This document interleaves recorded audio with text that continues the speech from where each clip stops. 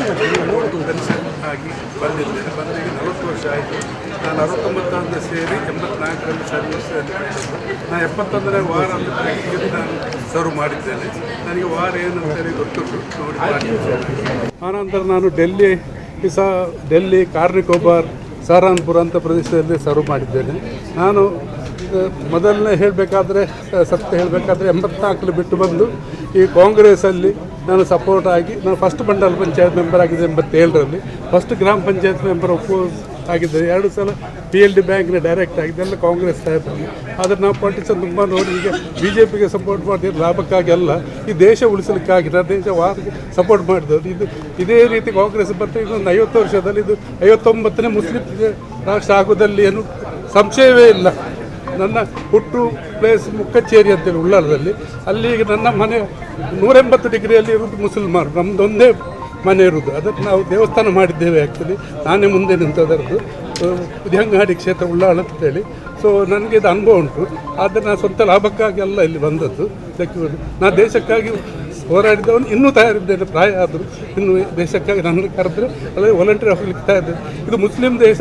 ನಮ್ಮ ನರೇಂದ್ರ ಮೋದಿ ಸಾಹೇಬ್ರವರು ಬರೀ ಒಂದು ಮನುಷ್ಯರು ಅಲ್ಲ, ಈಸ್ ಎ ಸೂಪರ್ ಮ್ಯಾನ್. ಅದು ಏನಂತ ವರ್ಡ್ಸ್ ಸಿಗೋದಿಲ್ಲ. Is above human being.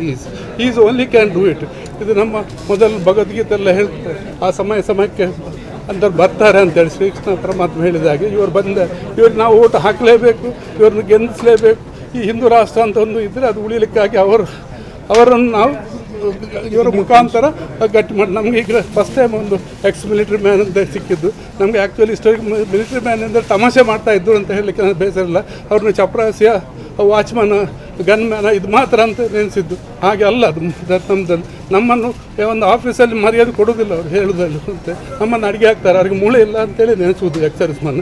ಇವರು ನಮ್ಮ ಈಗ MP ಆಗಿ ಬಂದರೆ ಒಂದು ಪಾರ್ಲಿಮೆಂಟಲ್ಲಿ ನಮ್ಮ ಇದಕ್ಕೆ ನ್ಯಾಯಕ್ಕಾಗಿ ಹೋರಾಡುವವರು ಮಾತ್ರ ಸಾಕು. ನಮಗೆ ಲಾಭ ಬೇಡ, ಲಾಭಕ್ಕಾಗೆಲ್ಲ ನಾವು ಮಾಡೋದು, ನ್ಯಾಯಕ್ಕಾಗಿ. ನ್ಯಾಯ ಸಿಗೋದಿಲ್ಲ ಈಗ. ನಾನು ಹೇಳ್ತೇನೆ, ಗೌರ್ಮೆಂಟ್ ಆಫೀಸಲ್ಲಿ ಸಿಗೋದಿಲ್ಲ. ನಮ್ಮ ಸಾಹೇಬರು 9 ಪಾಯಿಂಟ್ ಹೇಳಿದ್ದಾರೆ, 10ನೇ ಪಾಯಿಂಟ್ ಸೇರಿಸಬೇಕಂತೇಳಿ ನನ್ನ ವಿನಂತಿ. ಸರ್ಕಾರದಲ್ಲಿ ಅವರ ಅಕೌಂಟೆಬಿಲಿಟಿ ಆಗಬೇಕು, ಆನ್ಸರೇಬಲ್ ಆಗಬೇಕು ಜನಕ್ಕೆ. ಅಷ್ಟಾದರೆ 50% ಪ್ರಾಬ್ಲಮ್ ಸಾಲ್ವ್ ಆಗ್ತದೆ. 50 ಪಾಪದವರಿಗೆ ಸಿಗುವುದಿಲ್ಲ. ಅದು ಅವರು ಒಂದು ಪೊಲಿಟಿಷಿಯನ್ ಹಿಂದೆ ಹೋಗೋದಾಗಲಿ, ಒಬ್ಬ ಬ್ರೋಕರ್ ಹಿಂದೆ ಹೋಗೋದಾಗಲಿ, ಅವರ ಕೆಲಸ ಆಗೋದಕ್ಕೆ ಹೋಗೋದು. ಆದರೆ ನಮ್ಮ ನ್ಯಾಯಯುತವಾಗಿ ನ್ಯಾಯ ಸಿಕ್ಕಿದರೆ ಹೋಗೋದಿಲ್ಲ. ಇಲ್ಲಿ ನ್ಯಾಯ ಸಿಗೋದಿಲ್ಲ. ನಾನು ಬೇಕಾದ್ರೆ ಎಲ್ಲಿಗೂ ತಯಾರಿದ್ದೇನೆ. ನನ್ನ ಮೇಲೆ ಕೇಸ್ ಹಾಕಿದ್ರು ಸಾಕು. ಇಲ್ಲಿ ಅನ್ಯಾಯವೇ ಆಗ್ತಾ ಉಂಟು ಅಷ್ಟು. ಅದಕ್ಕಾಗಿ ಮಾತ್ರ ಪೆನ್ಷನ್ ಹೌದು, ಅದು ಬರೀ ಕಡಿಮೆ ನಾನು ಕೊಟ್ಟದ್ದು. ಅದಕ್ಕಿಂತ ಹೆಚ್ಚಿದಾಗಿ ಕೊಟ್ಟಿದ್ದ 1 ತಿಂಗಳ ಪೆನ್ಷನ್. ಅದು ನನಗೆ ಅಷ್ಟು ದೇವಸ್ಥಾನಕ್ಕೆ ಹಾಕಿದಕ್ಕಿಂತ ಹೆಚ್ಚು ನನಗೆ ಅದರ ಇದು ಉಂಟದೆ. ನಾನು ಹೆಚ್ಚು ಕೊಡಲಿಕ್ಕೆ ಇನ್ನೂ ತಯಾರಿದ್ದೇನೆ. ನಾನು ಸ್ವಂತ ಹಣ ಅದೇನು ತೊಂದರೆ ಇದ್ದಲ್ಲ. 1 ತಿಂಗಳದ್ದು ನಮಗೆ ಲಾಸ್ಟ್ ಟೈಮ್ ಎಲೆಕ್ಷನ್ ಆಗುವಾಗಲೂ ಚೆಕ್ ಕೊಂಡೋಗಿ DC ಆಫೀಸಲ್ಲಿ ಹೋಗ್ಲಿಕ್ಕೆ ಬಿಡಲಿಲ್ಲ ನನ್ನನ್ನು. ಎಲೆಕ್ಷನ್ ಇದಾದರೆ ನನಗೆ ವಾಪಸ್ ಬಂದ ಚೆಕ್ಕಿಂದ ಅದಕ್ಕಾಗಿ ಕ್ಯಾಶ್ ಅದನ್ನು ಅವ್ರ ಕೈಯಲ್ಲಿ ಕೊಟ್ಟು ಇನ್ನು ಕೊಡಲಿಕ್ಕೆ ನಾನು ತಯಾರಿದ್ದೇನೆ. ಮತ್ತು ನಾನು ಕೆಲಸ ಮಾಡಲಿಕ್ಕೆ ದೈಹಿಕವಾಗಿದ್ದೇನೆ. ರಾಷ್ಟ್ರಕ್ಕಾಗಿ ನಾನು ಮಾಡೋದು, ಸ್ವಂತಕ್ಕಾಗಿ ಅವತ್ತೇನು ಲಾಭಕ್ಕಾಗಿ ನಾವು ಹೋಗೋದಿಲ್ಲ. ನನಗೆ ಲಾಭ ಬೇಡ. ಖಂಡಿತವಾಗಿ ಜೋಡಿಸ್ತೇನೆ. ನಾನಂತರೂ ಜೋಡಿಸ್ತೇನೆ. ನಾನು ಸರ್ವಿಸ್ ಆಗಿ ಬಿಟ್ಟು ಬಂದು LLB ಮಾಡಿ ಲಾ ಮಾಡಿದ್ದೇನೆ. ಸೊ AC ಕೋರ್ಟ್ಗೆ DC ಕೋರ್ಟಿಗೆ ನಮ್ಮವರು ಕೇಸ್ ಇದ್ದರೆ ನಾನು ಅದಕ್ಕೆ ಮಾಡಲಿಕ್ಕೆ ತಯಾರಿದ್ದೇನೆ. ಇದರಿಂದ ಸೊ ಅಲ್ಲ, ನಿಮ್ಮ ಪೆನ್ಷನನ್ನು ಯಾಕೆ ಕೊಡ್ತಾ ಇದ್ದೀವಿ? ದೇಶಕ್ಕಾಗಿ ಹಿಂದೆ ಹೋಗೋದು ನಾವು ಫಿಟ್. ಹೌದು, ಅವ್ರಿಗೊಂದು ಸಣ್ಣ ಅಮೌಂಟ್ ಅವರಿಗೆ. ನನಗೆ ದೊಡ್ಡ ಅಮೌಂಟ್ ತಿಂಗಳದ್ದು. ನಾನು ಅಷ್ಟು ಕೊಡಲಿಕ್ಕೆ ತಯಾರಿದ್ದೇನೆ ನನ್ನ ಬಗೆಯಿಂದ. ಅದನ್ನು ದೇಶಕ್ಕಾಗಿ ಒಂದು ಸಣ್ಣ ನಮ್ಮದು ಕೊಡುಗೆ. ನಾನು ಸರ್ವಿಸಲ್ಲಿದ್ದ ಸಣ್ಣ ಕೊಡುಗೆ, ಅವನು ದೊಡ್ಡದೇನಲ್ಲ ಅದು. ಆದರೂ ಒಂದು ಋಣ ಇದರಲ್ಲಿ. ತಮ್ಮ ಹೆಸರು? ವಿ ದಿವಾಕರ್ ಅಂತ ಹೇಳಿ.